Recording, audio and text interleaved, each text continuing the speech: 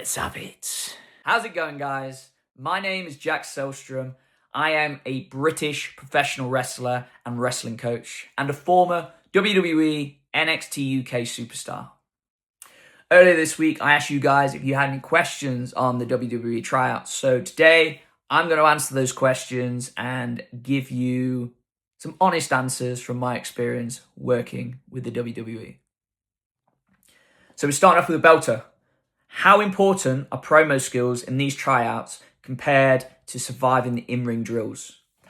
So over recent years, I think the WWE has had promos under the microscope a lot more. It's a bigger focal point.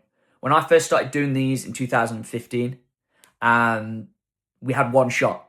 You got to do one promo, a static promo in front of a camera or a panel of coaches.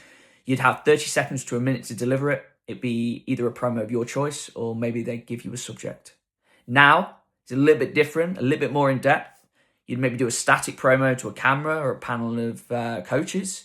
You'd also do a face-off promo with an opponent or an interview style promo, as well as potentially even a group promo. So there's a lot more variety now. So next up, how many of you train with and help get ready? And who do you think will be successful in the UK tryout?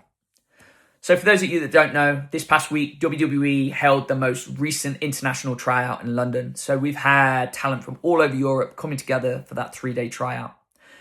In regards to how many people I've helped over the years, this stems back all the way to 2013. I was trained by Robbie Brookside, and at the time he was the international talent scout over here.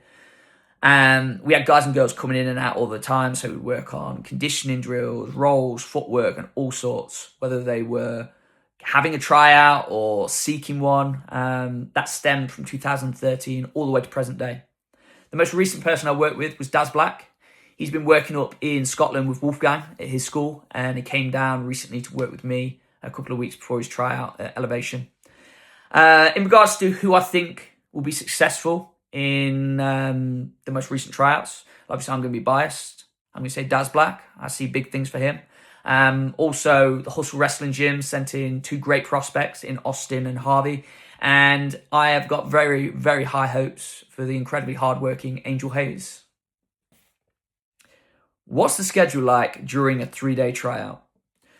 So we used to do these tryouts before Raw and SmackDown were filmed in the UK. So we come in on a Sunday, 4 to 6 hours on the first 2 days. It will be very cardio heavy. So in-ring based conditioning, carries, rolls, squats, push-ups, sit-ups, you name it, we did it. Anything you've seen on my page over the last few weeks, we did it. Very intense over those first 2 days. Day 3, we're a little bit different. We'd run matches and we'd also run the promos. So the most recent tryout, the setup looks a little bit different. So on day 1, come in, looks like it's a little bit more gym-based exercise. So we'll be doing things like medicine ball throws, sprints, things like that. Testing athletic ability, seeing how these guys and girls are moving.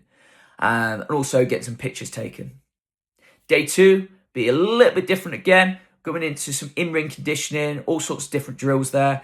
Potentially even some promos. Day 3, back to promos. And I imagine as well, we'll be doing some matches. Okay, next up. How do referees try out? So I'm going to be honest with you. I have very little experience on knowing how referees get tried out, but I'll give you the perspective how it was at NXT UK. So we'd go down to London and we'd train for a couple of weeks at a time, and then we'd film TV at the end of it. During that time, it was a chance for them to either try people out, have them in for the training period, whether that's wrestlers and referees, but definitely for the referees. We had some people, guys and girls, come down and try out. They'd work with the likes of Chris Sharp, Tom Scarborough, Artemis and Rich Swift. A couple of those, being Artemis and Rich Swift, got picked up coming down to the PC and training with our referees and got taken on.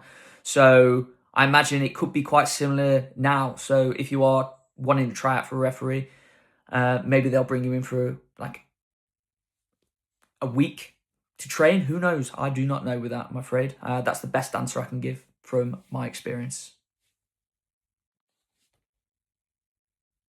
It's a big one. What does a scout look for when getting people for a tryout?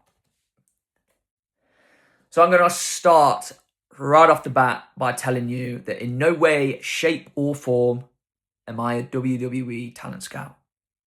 But what I am going to do for you is give you my perspective and my knowledge on the subject. So the biggest question I've asked and many have asked over the years is, what are they currently looking for? And to be short and sweet with you, I don't even think they know until they see it. And that is the God's honest truth. Because whenever I've asked for years and years and years, all the way back to when I first started in like 2013, no one can give me that answer. They don't know until they see it. I've seen people signed that are heavyweights that can move like cruiserweights. I've seen people signed, they've got really good promo. A certain look. Whatever it is different for everyone.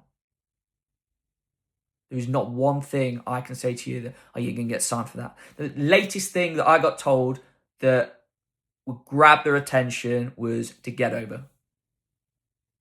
Get over on Joe Hendry levels. Get over. Take that for what you will. But things you can be working on with this. Work on all areas. Work on presenting yourself like a star. Get good quality gear. Get good boots. Your overall presentation. Your character. Be unique as possible. Work on your promos. Work on yourself in the gym. Work on all of these areas. Everything you have. Be the full package. Just because it's happened in a certain way with someone else doesn't mean it's going to happen the exact same way from you. It could happen at any given time. For any given reason. So approaching this as a professional wrestler, if you are covering all of those bases and you are putting in the effort, you will eventually start working with these bigger platforms, and it's very hard not to be seen. Other things you can be doing, you can go on their recruit page, you can create yourself a profile, update it every few months.